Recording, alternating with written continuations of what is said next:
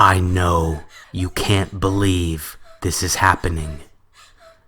I know you're scared, and I want you to be. I know you're in pain, and I want you to be. The fear, the pain, they have only just begun.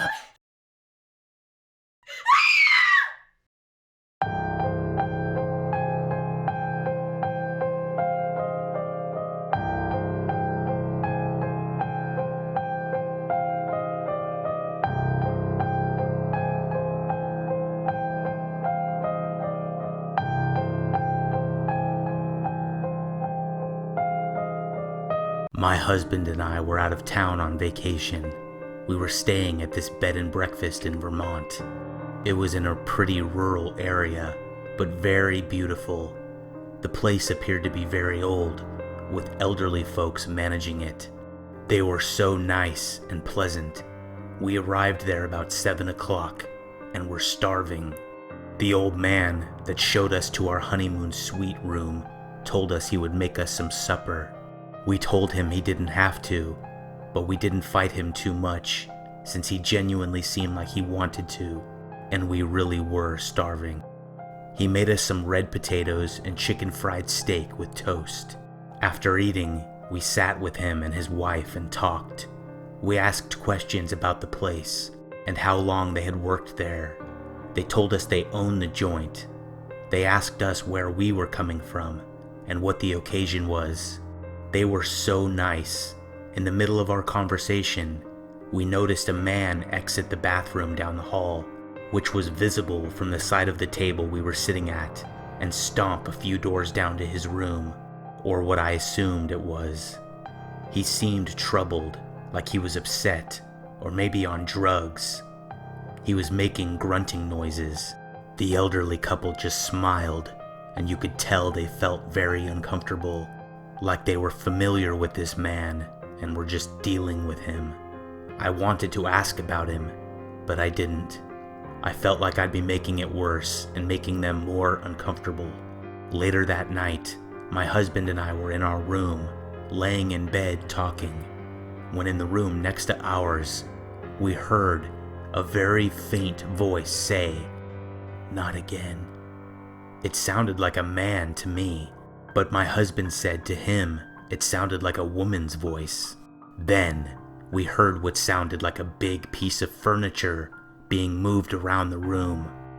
A few hours passed and we were asleep when I was shaken awake by my husband. I was startled, and he said he heard somebody gasp in the room next door and make a noise that sounded like they were in some kind of trouble. He said it was not the room that we heard the noise earlier, but the other side of our room. I told him he should call the front desk or the living room and tell whoever would be working there. He did, but very strangely, nobody picked up the phone. He put some clothes on and went down to the front of the building where we met the elderly couple from before. He was gone for about 10 minutes and then returned and said nobody was down there. He said he walked into the back kitchen around the outside of the house and never saw anyone. I'd say about 20 minutes after he returned to our room, we heard somebody walking in the hallway. They eventually walked up to our room and then stopped. Thankfully, the door was locked because whoever it was tried opening it. My husband yelled out, "Occupied," in a stern, annoyed voice. The person at the door then continued walking towards the staircase. We eventually went back to sleep and woke up at around 9 a.m. We packed up our stuff and went down to the front expecting to see the elderly couple, but what we found instead was very troubling. We walked into the back kitchen once again, and laying in the sink were white rags that looked like they had blood on them. We continued to look around, and eventually my husband opened a closet and found a mop bucket, and inside the bucket was very thick-looking red water. At that point, I freaked out. I knew something was very wrong. We walked around the whole place and never saw anyone again. Eventually, we left some money on the back kitchen counter and a note and left.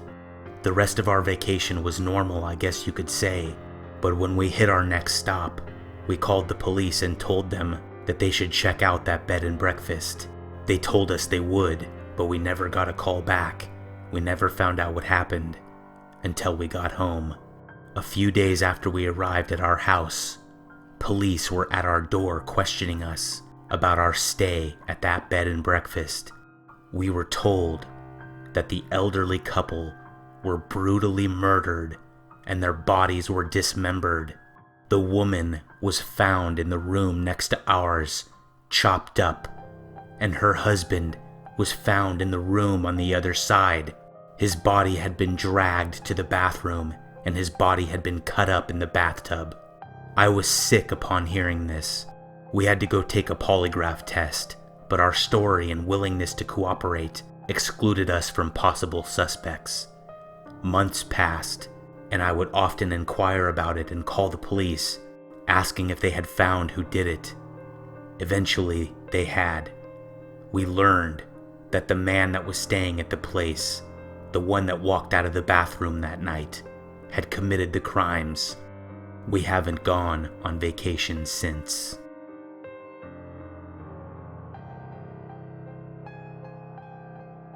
I was a bouncer at a bar years ago. It was a normal Friday night, completely packed. The usual customers were there, and they knew not to get too crazy. At around 11 o'clock, people usually started to get out, and sometimes I would have to break up a fight or two. Tonight was no different, and around midnight, a guy got too touchy and feely with a woman. She didn't like that, and I had to escort him out. The guys I kicked out were always good guys, but just had too much to drink. I would usually see them again, and they would apologize for their behavior. This Friday night, shortly before closing time, a man threw his drink at the bartender and cut his head open. I grabbed the guy and threw him outside. They would normally struggle for a second or two, and then realized that they had no chance of overpowering me. This guy was different. He struggled the whole time, and he was almost able to stack up to me.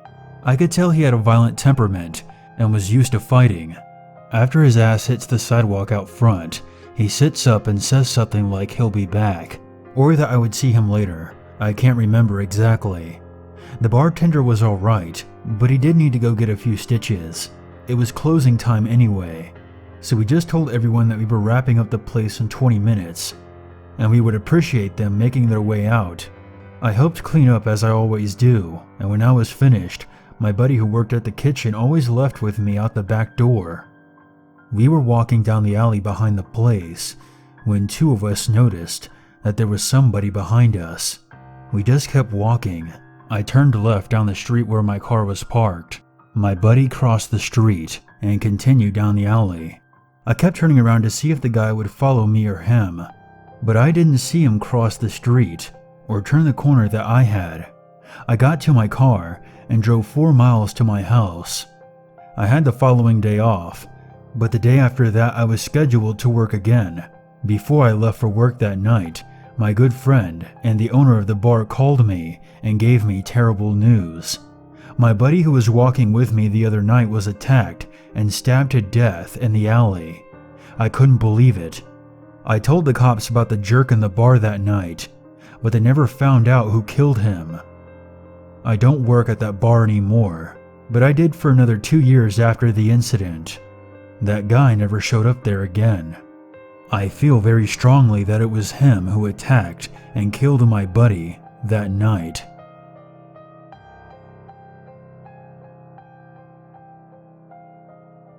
My childhood was filled with terrible and horrifying incidents, one of which takes the cake. My parents split up when I was very young, and I lived with my father. We lived in the middle of nowhere, except there were a few people that lived on our street.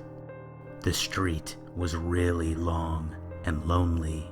We lived towards the end of the street, and in the middle of the street was a woman. I thought she was really weird. She lived in a trailer and once, when I walked by, she tried to sell me some candy. I was with a neighbor boy, so I didn't feel scared or anything. I told her I didn't have any money for it, and she laughed when I told her that. Like I said, she was really weird. What's even weirder is that my father started dating this woman sometime after we moved in. She never came to our house, but occasionally my father would go to hers. So living on this street was weird in itself. It seemed like weird or bad things would constantly happen. Unusual people would drive down the road and throw parties where they would light a tree on fire with gasoline. It really seemed like everyone living on this street was really weird, except me and my father. I always wondered what my father saw in that weird woman that lived down the street, but was too young to really put it together. One night, shit at my house became a horror movie. I was in my room playing with God knows what when my bedroom light turned off. I got up and opened my door. My bedroom was on the second floor, and I called out for my father. He didn't respond to me.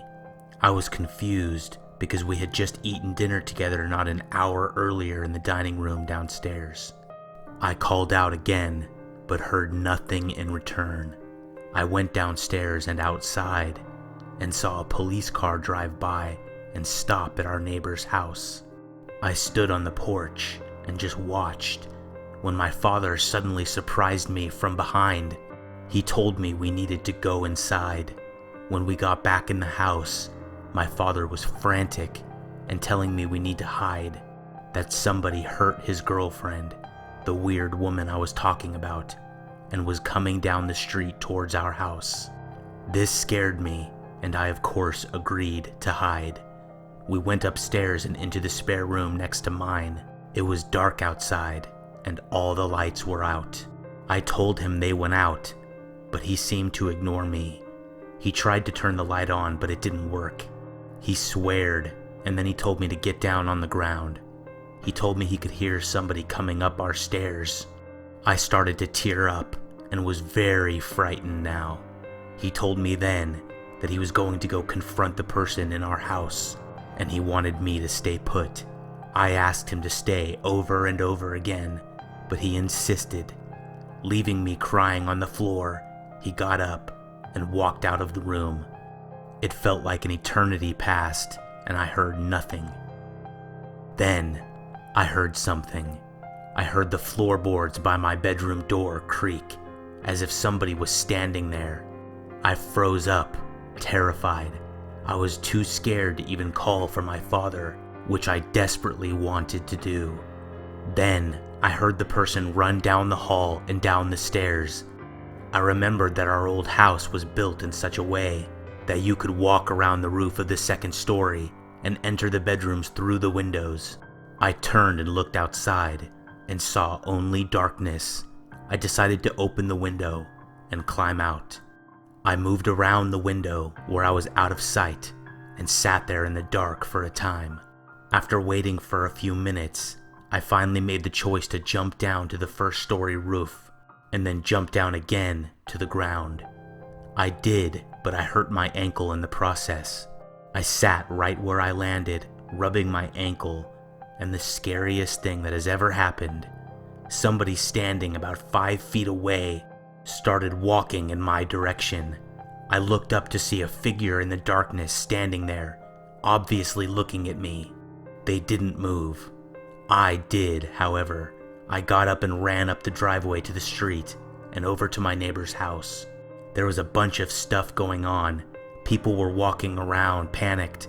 The police had come and asked everyone questions, and they told me they had come to our house too, but nobody answered the door. I asked my neighbor to take me to my house to get my father, but they just said no every time I asked. Very late that night, the police came again and dropped a bombshell on me and my neighbor. My father was found in the back pasture and was arrested for murder. He had killed his girlfriend, that weird woman down the street, and was trying to pretend like somebody else was in our house. He was sentenced to 12 to 20 years for second-degree murder, and I've kept in contact with him.